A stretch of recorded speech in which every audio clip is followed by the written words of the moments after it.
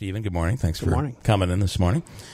Basically, you're dealing with the science side of all of this. Yes. Yep. So science and engineering. Yep. So, for instance, explain what you'll be doing. So I want to back up a little bit and tell people a little bit about the SEQR process. Mm-hmm. And I say that a lot, SEQR, and nobody knows what that means. State Environmental Quality Review Act started back in the early 70s. Really in support of discretionary decisions made by the state and local governments or decision makers. And it was important at that time. There's a lot of different things that need to be considered in order to make decisions, and the environment's one of them. So the state wanted to make sure that there was a process that considered that. So any decision made by a local or state agency needs to consider the impacts of their decision on the environment, and that's what the SEQR process is all about. How long does this will this take? We're anticipating, because we're preparing an impact statement, that it'll probably go into the fall of this year. Do you have to literally get into... So, for instance, some would say this hospital project's never going forward because once they get into the SEQR process, they're going to discover the land is so toxic that it's just cost prohibitive. They won't build there. What do you say to that? I mean, certainly that's one of the things that needs to be looked at. I mean, we're building, the proposal is to build a hospital in an urban environment. Mm-hmm. So there's some presumption that you're going to have impacts from past land uses on those properties. A lot of history there. But in any type of development, in any development that goes within an urban environment needs to consider that. So is it a showstopper? No, I don't think so. Is it an important aspect that needs to be considered in the SEQR process? Absolutely. So will you literally, how will you go about this? Will you literally have to get inside buildings to do tests? How do you move forward? Well, I think there's already a presumption based on the age of those buildings in terms of the potential for asbestos and lead and things like that. And any type of project that deals with the demolition of buildings like that, there's set procedures and regulations that you need to follow. So that's the type of things that'll be looked at, and in terms of mitigation and how those wastes are managed, it will play out in accordance with the regulations. In terms of the subsurface, the same thing. If we can get out to those sites ultimately and do some testing, it's always good information to have. Obviously, before construction takes place, that information is going to be required in order to understand how construction needs to take place. So you might not. So I can tell you right now, there's going to be some property owners that are going to say, "You're not allowed on my property," and I'm sure you're anticipating that. Yep. So if you can't get in now, the eminent domain process ends up going forward. They obtain the property. They move forward. Before the project can move forward, you will then have to do ground tests there? Yeah, I always kind of say there's the review side, and a lot of that can be desktop type reviews, and then you have the real world, and you want to protect worker safety when you go out there and protect the environment. So from a SEQR standpoint, there's automatically going to be an assumption, because it's in an urban environment and what type of past land uses took place in those areas, that you have the potential to encounter those type of impacted soils, potentially impacted groundwater. But again, there are set procedures on how to manage those type of wastes, and that's how it'll be written up. It'll be written up that way, that the potential to encounter it, here's how it needs to be managed, and here's the regulations that come into play. And then when you get into the real world, you do want to have that exact data and understand what type of impacts you're talking about, so that those workers are protected, and then you're taking the waste and managing it the appropriate way. This is a major project, huge project, one of the largest projects we've ever seen in the history of this city. When you think about it, obviously hospitals have been built before, but this is big for our time. Water lines, old. Infrastructure, old. Sewer lines, old. Do you deal with that? I'm assuming that all of that stuff has to be rebuilt and replaced. Yeah, the SEQR process really looks at both the environment and socioeconomic. When I say socioeconomic, it's things like the infrastructure and schools and all those type of things that you pay taxes for. So infrastructure is definitely one of those important things that we're going to be looking at, and making sure that we not only have sufficient capacity, but the existing infrastructure is there to support the development and operation of the hospital. We are talking to Steve Eckler. Stephen is, I might have said before that you were an attorney. You're not an attorney. Thought I'd clear that up before it ends up on social media. I didn't want you to clarify that, because I was going to go back and ask for a raise. Although I got to tell you, I think we regard engineers at a pretty high level. We're all on the same joke levels. That's O'Brien and Gear is the firm. Where are you guys located, by the way? We're actually in Utica, down in WIBX Square. So it's a local firm. Yep. Okay. I'm going to ask you, When you talk about studying air and water and the impact and everything else, this isn't something O'Brien and Gear actually does, or do the state agencies do this, whether it be DEC or EPA or you name the state agency? Who actually does these this assessment of potential air pollution or ground contamination and all these other things and then puts them in the study? You actually do the study, but don't they do the... Yeah, no, it's a good question because I think it's an important aspect of SEQR. So the consulting firm O'Brien and Gear is actually doing the evaluation, and we bring in teaming partners, consultants, specialty consultants to do certain aspects of the project. So maybe somebody that deals with asbestos or somebody that, right. Which is pretty obvious there's asbestos all over there. But I want to make it clear that going back to what I said initially, that this is all about supporting informed decision making, right? So you want to have sufficient environmental information regarding impacts on the environment so somebody can make decisions, right? And those entities that need to make the decisions are the ones that need to permit the project. So you have the DEC potentially on the air side of things. You have the city planning board on site plan approval.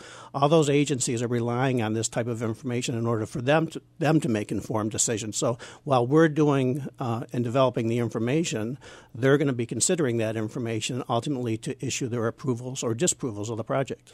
Are you worried that that there is a airline repair company? Are they still over in Rome? Because I see the planes. Those large planes that are being worked on are flying over the footprint.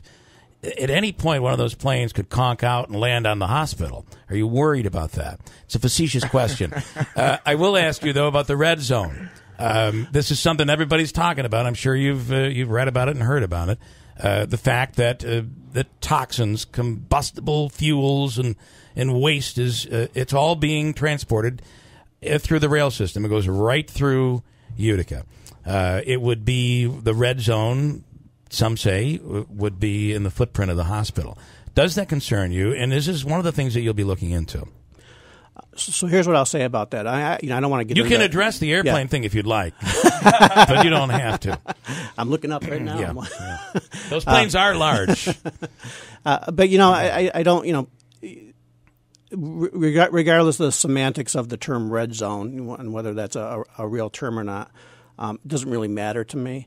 What does matter, and I think this is an important aspect of the SEQR process, is that people have concerns, and people who have concerns don't need to be experts, on each of the issues that we consider in the SEQR process. So, obviously, somebody has that concern, and the whole point of SEQR, I talked about the agency side, but an important aspect of SEQR is also on the public participation side. So one of the things are, there's different aspects of SEQR that allow the public to come in and participate. One of the first ones is what's called the scoping process, and the scoping process, which will be coming up relatively soon, will be scheduled by the city planning board, allows the public and agencies to come in and say, here's what our concerns are, here's what we think should be addressed in that impact statement, and certainly that'll probably be one of the ones that people bring up. So it's something that we'll take a look at, and regardless of whether it turns out to be a significant adverse impact or not an impact at all, is something that we need to take a look at. Got it. So I think it puts a lot of people. It certainly makes me feel a little better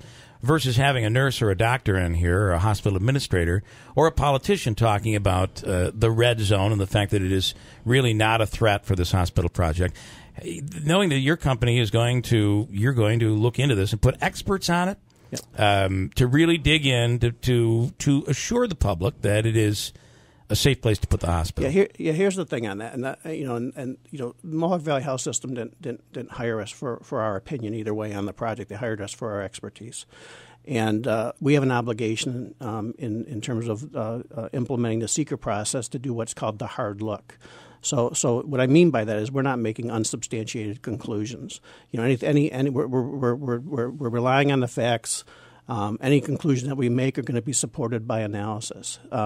And the other thing that we need to consider is that it's what's called the reasonableness test. We want somebody to be able to pick up this document at the end and read through it and reasonably come to the same conclusions that we came to based on the information that was presented. All right. I think that's fair. Can I just ask one other thing? In reviewing all of these factors for the downtown location, I think it's important that people keep in mind as well that other sites are being reviewed. You're not just going to look at downtown. I guess my question is, how many other sites, and how do you determine, all right, we're going to look at, I would assume the current St. Luke's campus will be examined as part of this, but I'm assuming that. How do you determine what other locations you evaluate in the SEQR study?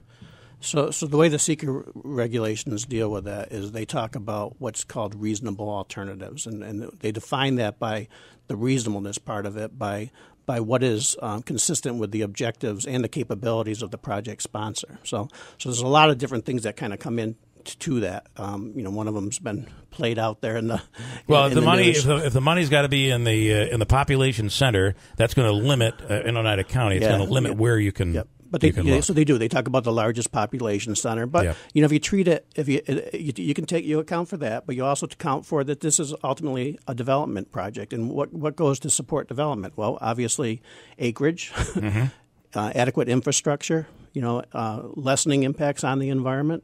So all those things kind of come into play. And when you're talking about a significant amount of acreage that you need, that really kind of limits on where you can actually go. So do you include traffic in this? Oh, traffic's an issue that we do. Yep. Yes. So when someone says the ambulances are never going to be able to get in if there's a hockey game going on, you guys will have done a study on that. And does your study make conclusions but also make recommendations? Absolutely, both. Okay. One of the things on any of the issues that we do, we're looking at what the impact is, the significance of the impact, the timing of the impact, and appropriate mitigation to lessen or eliminate that impact.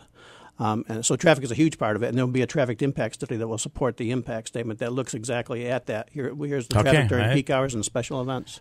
Jim in Utica with a question. Jim, you're on with Steve Eckler. He's with O'Brien and Gear, the engineering firm that's coordinating the SEQR process for the downtown project. Go ahead. Good morning. I was just going to ask the question, is there enough construction workers in the area to handle this project when they do build the hospital? Will you be studying that? Jim, thanks. We do look at, I don't have a specific answer to you for that specific question, but we do look at the number of employees both for the operations and construction, because we have to look at it from the standpoint of what impacts those will have on things like traffic. So obviously you're going to need a certain number of construction workers accessing that site on a daily basis. Possibly hotel rooms if they're coming from out of town. Exactly. That's an influx of cash in itself, the construction of all of this. Yeah, there's benefit. We look at adverse impacts, but we also look at beneficial impacts. How about, though, green space? There's when you talk environment, some people look at it. Where are the trees? Is it going to be, we're talking about walkways and accessibility to Genesee Street in downtown? I can tell you from the plans that we've looked at so far, that, I think everybody's kind of familiar with the area that where the hospital is going downtown. There's not much green space down there now. There actually will be an increase of green space over for the development of the hospital versus what the existing conditions are. I think you should have been an attorney. Did a nice job here. I'm assuming you make for a pretty good engineer, and I appreciate this. It's answered a lot of questions, and I think this process, when done, which will be done in the fall, expected in the fall, I think it's going to answer a lot of questions for people. Yes. All right. Yep. Steve Eckler, O'Brien and Gear, thank you so much for very much. taking the time.